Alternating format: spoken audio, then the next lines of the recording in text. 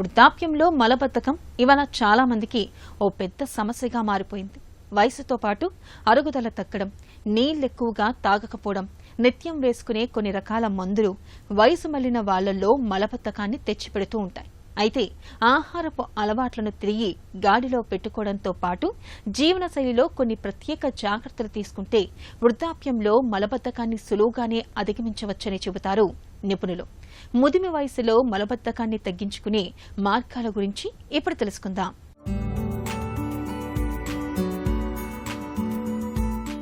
వృద్ధుల్లో మలబద్ధకం ఎక్కువ. ఇందుకు చాలా కారణాలే ఉన్నాయి. పెద్ద వయసులో చాలా మంది రక్తపోటు, మధుమేహం వంటి జబ్బులకు మందులు వేసుకుంటుంటారు. వీటిల్లో కొన్ని మలబద్ధకానికి దారితీస్తుంటాయి. వృద్ధులు తగినంత నీరు తాగకపోవటము ఒక కారణమే. పైగా మధుమేహం గలవారికి మూత్రం ఎక్కువగా వస్తుంటుంది. దీంతో ఒంట్లోంచి నీరు ఎక్కువగా పోవటం వల్ల మలం గట్టిపడి సమస్యగా మారచ్చు. థైరాయిడ్ హార్మోన్ తగ్గిన వారిలో పేగుల కదలికలు మందగించి విసర్జన సాఫీగా అవ్వకపోవచ్చు. వృద్ధుల్లో కుంగుబాటు ఎక్కువ. ఇది మలబద్ధకాన్ని కలుగజేయొచ్చు. చాలా మంది రోజు విసర్జన కాకపోవటాన్ని మలబద్ధకంగా భావిస్తుంటారు. నిజానికి వైద్యపరంగా వారానికి 3 కన్నా తక్కువసార్లు విసర్జన అవుతుంటేనే సమస్యగా పరిగణిస్తారు.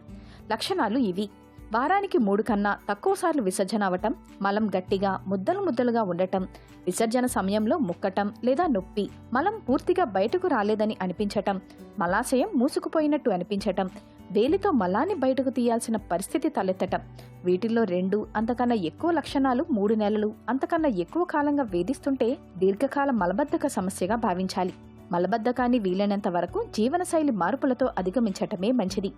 ముఖ్యంగా పీచు ఎక్కువగా ఉండే ఆహార పదార్థాలు తీసుకోవాలి. కూరగాయలు, ఆకుకూరల్ని నిత్యం తినాలి. తగినంత నీరు తాగాలి. భోజనం చేసినప్పుడే కాదు, అప్పుడప్పుడు గుర్తుపెట్టుకుని మరీ నీరు తాగాలి. రోజూ ఒకే సమయానికి కాలకృత్యాలు తీర్చుకోవాలి.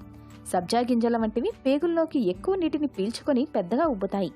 రాత్రిపూట వీటిని తీసుకుంటే ఉదయాన్నే సాఫీగా విరోచనం అవుతుంది. ఇక శరీరం సహకరించినంత వరకు వ్యాయామం చేయడం మంచిది. ఆహారంలో మార్పులు, చిట్కాలతో ఫలితం కనిపించకపోతే డాక్టర్ను సంప్రదించి మందులు వాడుకోవాలి.